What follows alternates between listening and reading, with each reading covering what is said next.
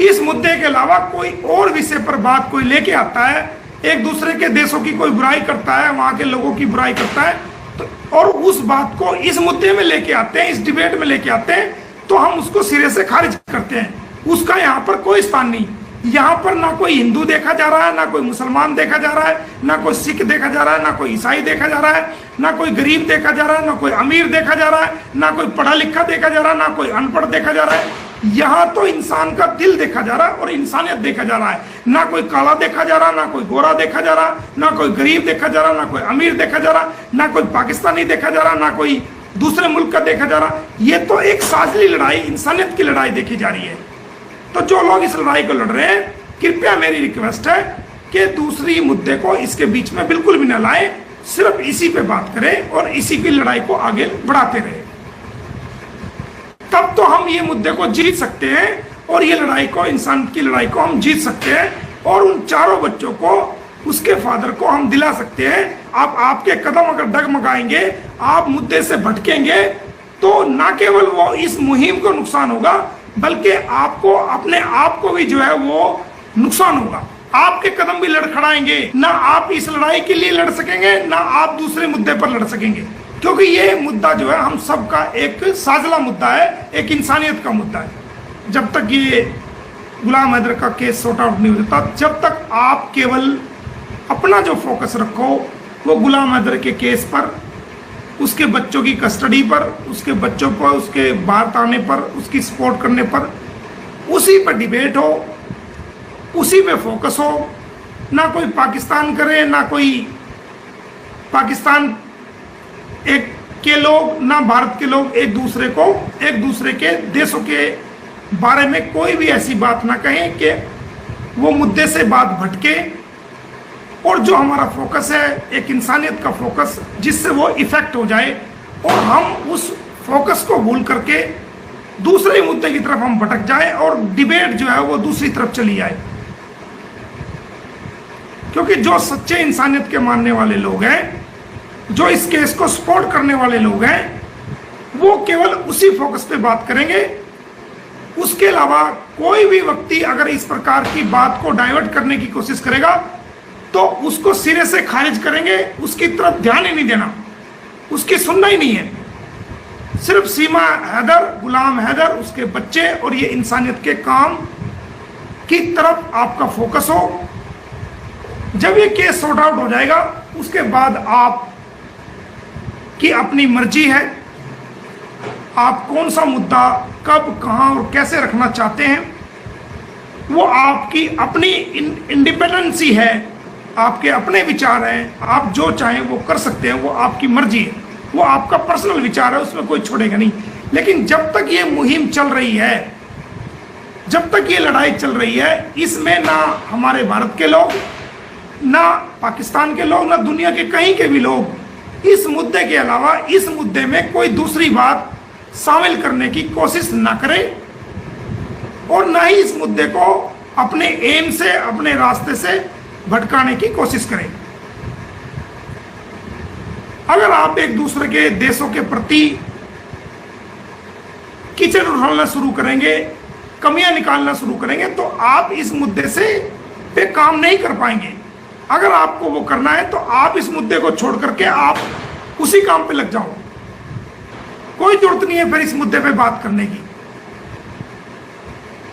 एक म्यान में एक ही तलवार रहेगी, या तो ये इंसानियत की लड़ाई रहेगी या दूसरा मुद्दा रहेगा। अगर चुनाव करना, सिलेक्ट करना आपकी मर्जी है, आपकी चॉइस है कि आप इंसानियत के मुद्दे को जिंदा रखना चाहते हो, गुलाम हैदर के बच्चों को उसको दिलवाना चाहते हो और इस सीमा हैदर को जेल कराना चाहते हो, इंसानियत की बात को करना चाहते हो, तो आपको दूसरी बातें छोड़ करके केवल इसी पॉइंट और मुद्दे पर बात करनी पड़ेगी।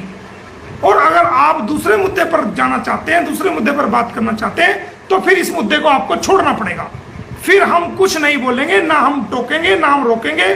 जिससे आपको जवाब चाहिए उससे जवाब ले लो, जिसको आपने आरोप लगाने वो आरोप लगाओ, तो वो जाने आप जानो, हमारा कोई लेना देना नहीं। लेकिन अगर हमारी ये लड़ाई है, तो इंसानियत की अगर ये लड़ाई है, तो इस लड़ाई में आप और हम ही जो है, हम मिलकर के इंसानियत के मुद्दे को रखेंगे, एक तलवार में सिर्फ एक मयान में एक ही तलवार रहेगी, दूसरी बात नहीं होगी। हमारे भारत में ईद पर सभी हिंदू, सिख, मुसलमान, ईसाई सभी गले मिलकर सिवैयाँ खाते हैं, ईद मनाते हैं, गले मिलते हैं, मिलके मनाते हैं। दीपावली को एक दूसरे को मिठाइयाँ बांटते हैं, हिंदू, मुस्लिम, सिख, ईसाई सब मिलके आपस में प्यार मोहब्बत से रहते हैं और वो मिठाइयाँ बांटते हैं। देश का हर त्योहार, हर फेस्टिवल, हर मजहब के लोग आपस में मिलके सेलिब्रेट करते हैं, मोहब्बत के साथ, प्यार के साथ। अगर किसी मुसलमान की बहन की शादी है, बेटी की शादी है, इतना कन्यादान मुसलमान नहीं देगा जितना उसका हिंदू भाई उसकी शादी में जाके उसको कन्यादान देता है, सर पे हाथ रख के उसको आशीर्वाद देता है। इसी प्रकार किसी हिंदू की बेटी की शादी है, मुसलमान भी उस शादी में शामिल होता है, और वो हिंदू की बेटी नहीं बल्कि वो उस मुसलमान की बेटी समझता है, वो अपनी बेटी समझ के उस शादी में जाता है, कन्यादान देता है, उसके सर पे हाथ रखता है, उसको आशीर्वाद देता है। ये है मेरा भारत। कुछ चंद सरफिरे लोग हैं भारत में, मैं इस मना नहीं करता, चंद सरफिरे लोग हैं जो देश की एकता को, देश की अखंडता को, देश के भाईचारे को और देश के शांतिपूर्वक माहौल को बिगाड़ना चाहते हैं, जो इस प्रकार की हरकतें और घटिया कोशिश करते हैं। लेकिन उनकी कोशिश टाएं फिस जाती हैं, और कितना भी बड़ा झगड़ा हो जाए, कुछ भी हो जाए, फिर भी हिंदू और सिख और मुसलमान और ईसाई सब मिलके आपस में एक साथ नौकरी कर रहे हैं, एक साथ पढ़ते हैं, एक साथ थाली में खाते हैं, एक साथ शादी विवाह में शामिल होते हैं। किसी का कोई बीमार होता है तो अगर कोई हिंदू बीमार हो गया मुसलमान जाता है, कोई मुसलमान बीमार हो गया तो हिंदू जाता है। दुख में सुख में अर्थी को कांधा देने के लिए, अगर हिंदू भाई की अर्थी है उसको कांधा देने के लिए मुसलमान कांधा देता है। मुसलमान का कोई जनाजा जा रहा है, हिंदू भाई उसको कांधा देते हैं। यह है मेरा प्यारा भारत। यहाँ पर मजहब के नाम पर किसी को मारा और पीटा और कत्ल नहीं किया जाता, बल्कि जो चंद सरफिरे लोग होते हैं जो किसी घटना को अंजाम दे देते हैं, उस घटना को छुपाने के लिए वो उसको मजहब का चोला पहना देते हैं, उसको हिंदू और मुसलमान में डिवाइड कर देते हैं। जो घटनाएं कोई करता है वो घटना एक अपराधी करता है, ना हिंदू करता है, ना मुसलमान करता है, ना सिख करता है, ना ईसाई करता है, बल्कि जो घटना करता है वो एक अपराधी करता है, और उस अपराध को छुपाने के लिए वो उसको धार्मिक रंग दे देता है, हिंदू का नाम दे देता है, मुसलमान का नाम दे देता है। लेकिन फिर भी मेरे भारत की जनता इतनी समझदार है, मैं कोटि कोटि नमन करना चाहूंगा अपने भारत की जनता को, कि कितनी भी नफरत फैल जाए, कितना भी कोई भी नुकसान हो जाए, फिर भी देश का हिंदू, मुस्लिम, सिख, ईसाई एक भारतीय झंडे के नीचे खड़ा हो जाता है अपनी आवाज को बुलंद करने के लिए, एक साथ सड़कों पर निकल जाता है अपनी आवाज को बुलंद करने के लिए।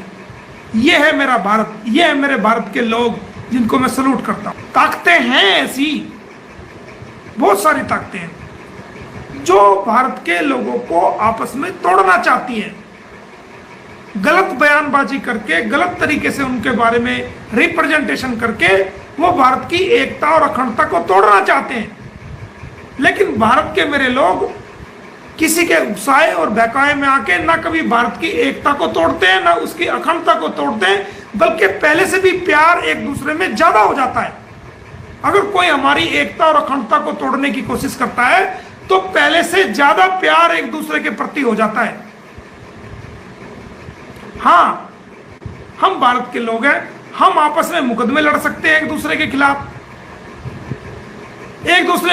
FIR करा सकते हैं, वो हमारा राइट है। अपने अधिकार को करने के लिए कानूनी रूप से स्टेप उठाना हमारा फंडामेंटल राइट है। आर्टिकल 21 हमें इस बात की जो है वो आजादी देता है कि हमें अपना हमारा अधिकार है, वो समानता का अधिकार हमें राइट देता है कि अपने हक को लड़ने के लिए हम एक दूसरे के प्रति, चाहे वो हिंदू है, चाहे मुसलमान है, किसी का भी कोई हक है, कोई उसका कोई कारण है तो वो कोर्ट में जा सकता है, केस डाल सकता है, एफआईआर करा सकता है, लड़ सकता है। हम आपस में लड़ सकते हैं कानूनी रूप से, लेकिन उसको ये रूप नहीं दिया जा सकता कि ये हिंदुओं की लड़ाई होगी, ये मुसलमानों की लड़ाई होगी। नो, मैं उसको सिरे से खारिज करता हूं।